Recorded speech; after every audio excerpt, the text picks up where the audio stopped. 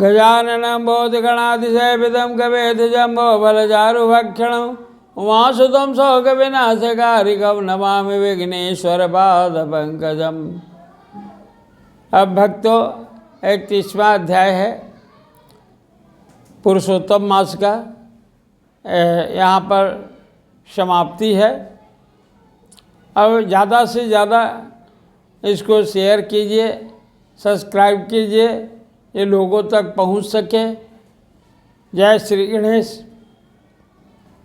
सूत जी बोले, हे विप्रो, नारद मुनि इस प्रकार पतिव्रता के धर्म को सुनकर कुछ पूछने की इच्छा से पुरातन नारायण मुनि से बोले, हे बद्रीपते, आपने समस्त दानों में अधिक फल को देने वाला कांसा के संपुट का दान कहा है, इसे स्पष्ट करके मुझसे कहिए।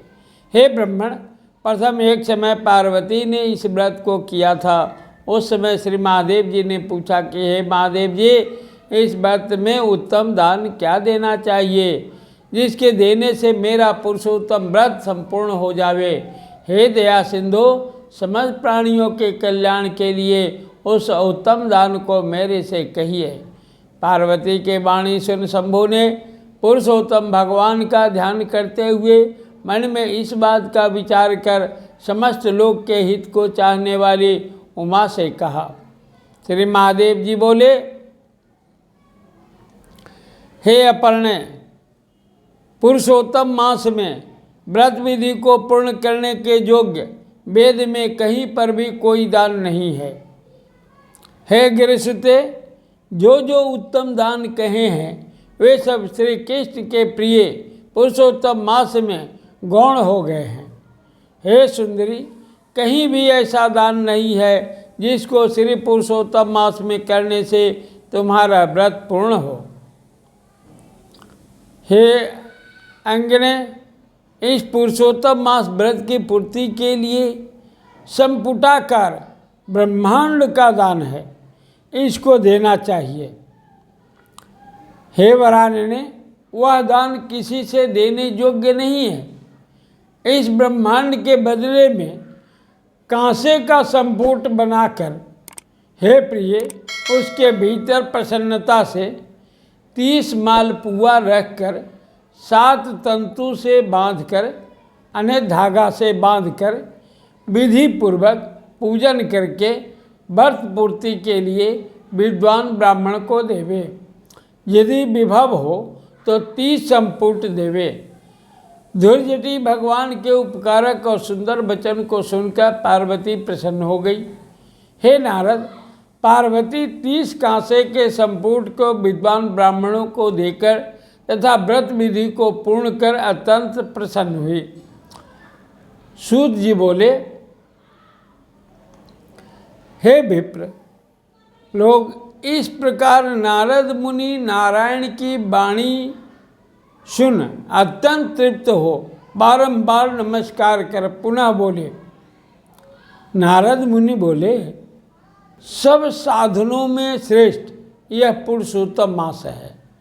इसका उत्तम महात्म्य सुन मेरे को ऐसा निश्चय हुआ, केवल भक्ति पूर्वक श्रवण करने से भी मनुष्यों को महान पापों का क्षय हो जाता है, तो श्रद्धा और विधि से करने वाले का फिर कहना ही क्या है, ऐसा मेरा मत है।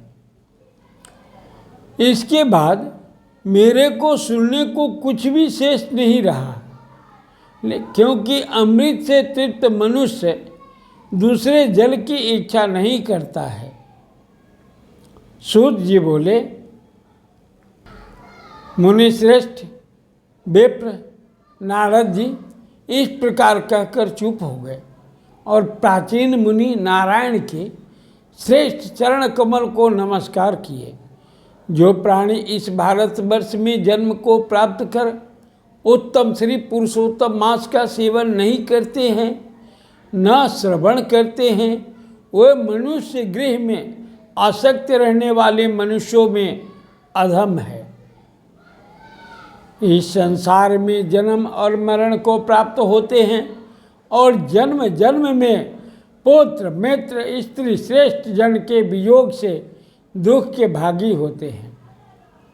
हे द्विश्रेष्ठ, इस पुरुषोत्तम मास में असत शास्त्रों को नहीं करें, दूसरे की सज्जा पर शयन नहीं करें, कभी असत्य बातचीत न करें, कभी दूसरे की निंदा नहीं करें, परान्न को नहीं खाए और दूसरे की क्रिया को नहीं करें, शठता त्याग, ब्राह्मण को दान देवे, धन रहने पर शठता करने वाला रोड़ब नरक को जाता है। प्रतिदिन ब्राह्मण को भोजन देवे और व्रत करने वाला दिन के 4 बजने पर भोजन करे। वे पुरुष धन्य है जो इस श्लोक में भक्ति और विधान से प्रेम पूर्वक पुरुषोत्तम भगवान का नित्य पूजन करते हैं। इंद्रद्युम्न, शतद्रुम्न, यौवनाश्य और भागीरथ राजा पुरुषोत्तम का आराधना कर भगवान के समीप चले गए। इसलिए समस्त साधनों से श्रेष्ठ, समस्त अर्थदायक पुरुषोत्तम भगवान का सब तरह से सेवन करना चाहिए। गोवर्धनधारी, गोप स्वरूप गोपाल, गोकुल के उत्सव स्वरूप ईश्वर, गोपिकाओं के प्रिय गोविंद भगवान को मैं नमस्कार करता हूँ। प्रथम कौंडिन्य ऋषि ने इस मंत्र को बार बार कहा कि जो इस मंत्र का भक्ति से जप करता हुआ पुरुषोत्तम मास को व्यतीत करता है वह पुरुषोत्तम भगवान को प्राप्त करता है।